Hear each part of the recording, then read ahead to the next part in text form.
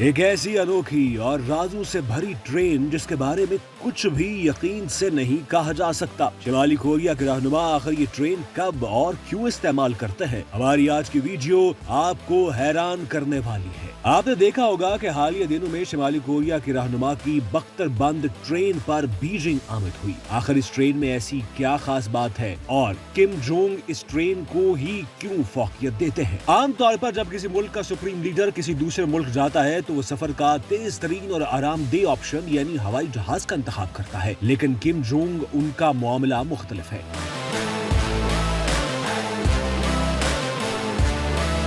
شمالی کوریا کے رہنما بختر بند ٹرین میں سوار ہوئے اور چینی سرحد میں داخل ہوئے۔ ان کی ٹرین نے شمالی کوریا کے دارالحکومت پیانگ یانگ سے چین کے دارالحکومت بیجنگ تک تقریباً 1300 میل کا فاصلہ طے کیا۔ وہ خاص طور پہ بیجنگ میں وکٹری ڈے کے موقع پر شرکت کرنے کے لیے آئے تھے۔ اس خصوصی ایونٹ میں کم جونگ ان اکیلے نہیں تھے بلکہ چینی صدر شی جن پنگ، روسی صدر ولادیمیر پوٹن، پاکستان کے وزیر اعظم شہباز شریف اور دیگر عالمی رہنما بھی شریک تھے۔ آخر یہ ٹرین ان کے لیے اتنی اہم کیوں ہے اور اس کی تاریخ کیا ہے؟ شمالی کوریا کے رہنما کم جونگ یون کی یہ ٹرین ان کے آباء و اجداد کی ٹرین ہے۔ یہ بختر بند سبز ٹرین ہے اور یہ ٹرین خاص موقعوں پہ استعمال کی جاتی ہے۔ یہ ٹرین محض ایک سواری نہیں بلکہ شمالی کوریا کی حکمران نسل کی پہچان اور طاقت کی علامت بھی سمجھی جاتی ہے۔ یہ ٹرین کئی دہائیوں سے کم خاندان کے زیر استعمال ہے۔ کم جونگ ان کے والد کم جونگ il اور دادا کم il سونگ بھی ہوائی سفر سے گریز کرتے ہوئے اسی بختر بند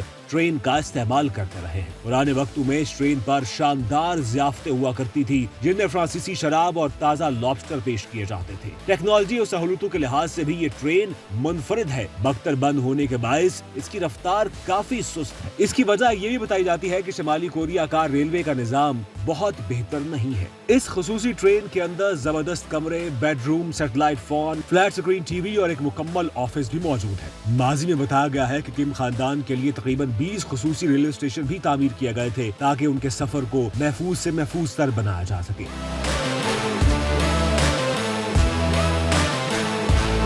شمالی کوریا کے رہنما اس ٹرین کے ذریعے نہ صرف چین بلکہ روس کا سفر بھی کر چکے ہیں جہاں وہ صدر ولادیمیر پوٹن سے ملے تھے۔ ایک مقبرے میں اس تاریخی ٹرین کے ڈبے کا ماڈل بھی رکھا گیا ہے جہاں کم جونگ ان کے والد اور دادا کی باقیات محفوظ ہے۔ یوں یہ ٹرین شمالی کوریا کی سیاست، طاقت اور تاریخ کی ایک چلتی پھرتی یادگار بن چکی ہے۔ اس ٹرین کے حوالے سے سنی سنائی باتیں تو بہت کی جاتی ہیں لیکن ہم نے جب ریسرچ کی تو اس کے حوالے سے کچھ منفرد معلومات ہمارے سامنے آئی۔ نومبر 2009 میں جنوبی کوریا کے ایک خبر ادارے نے اطلاع دی تھی کہ اس بلٹ پروف ٹرین میں 90 بوگیاں ہیں۔ ایک رپورٹ کے مطابق شمالی کوریا کے اعلیٰ ترین رہنما کی خصوصی ٹرین کی رفتار 60 میل فی گھنٹہ ہے۔ اس کے مقابلے میں لندن کی تیز ترین ٹرین کی رفتار 200 کلومیٹر فی گھنٹہ ہے جبکہ جاپان کی بلٹ ٹرین کی رفتار 320 کلومیٹر فی گھنٹہ ہے۔ اس ٹرین کا نام تھے ینگ ہے۔ کورین زبان میں اس لفظ کا مطلب سورج ہے جسے شمالی کوریا کے بانی کم آل سنگ کی علامت سمجھا جاتا ہے۔ اس ٹرین کی سیکورٹی شمالی کوریا کے سیکورٹی ایجنٹ سنبھالتے ہیں۔ وہ ٹرین کے روٹ اور آنے والے اسٹیشنوں کو بموں یا دیگر خطرات کو مد نظر رکھتے ہوئے خصوصی طور پر سکین کرتے ہیں۔ سن 2002 سے 2004 تک شمالی کوریا میں انڈیا کے سفیر آر پی سنگھ نے بتایا تھا کہ شمالی کوریا کے رہنماؤں کے لیے ٹرین میں سفر کرنا کوئی نئی بات نہیں ہے۔ یہ رہنما عموماً ہوائی جہاز میں سفر نہیں کرتے کیونکہ وہ اسے محفوظ تصور نہیں کرتے۔ شمالی کوریا کے رہنما ٹرین میں سفر کرتے ہیں کیونکہ وہ اسے زیادہ محفوظ سمجھتے ہیں۔ کم جونگ ان کے والد ٹرین میں سفر کرتے تھے، ان کے دادا کبھی کبھی ہوائی جہاز سے سفر کرتے تھے لیکن بنیادی طور پر ٹرین کو ہی فوقیت دی جاتی تھی۔ یہ ٹرین ان کی اپنی خاص ہے اور ان کی ضروریات کو مد نظر رکھ کر بنائی گئی ہے۔ سن 2001 میں کم جونگ ان کے والد کم جونگ il روسی صدر ولادیمیر پوٹن سے ملنے کے لیے 10 دن کے لیے ماسکو گئے تو انہوں نے اسی ٹرین کا استعمال کیا۔ ماہرین کے مطابق شمالی کوریا ایک خفیہ ملک ہے اور اس کے رہنما کی حیثیت سے وہ اپنی زندگی کو بھی خفیہ رکھنا چاہتے ہیں۔ وہ کسی کو یہ نہیں بتاتے کہ وہ کیا کھاتے ہیں اور کیا پیتے ہیں۔ شمالی کوریا کے رہنما جس طرح کی سیاست پر عمل پیرا ہیں اس کی وجہ سے انہیں ملک کے اندر اور باہر کافی خطرات رہتے ہیں اور وہ ان خطرات سے محفوظ رہنا چاہتے ہیں۔ اس ٹرین کی خاص بات یہ ہے کہ اس ٹرین میں روس، چین، کوریا، جاپان اور فرانس سے کوئی بھی ڈش منگوائی جا سکتی ہے۔ بعض ماہرین نے کہا کہ ولادیمیر پوٹن کی نجی ٹرین سے بھی کم جونگ il کی یہ ٹرین زیادہ آرام دہ ہے۔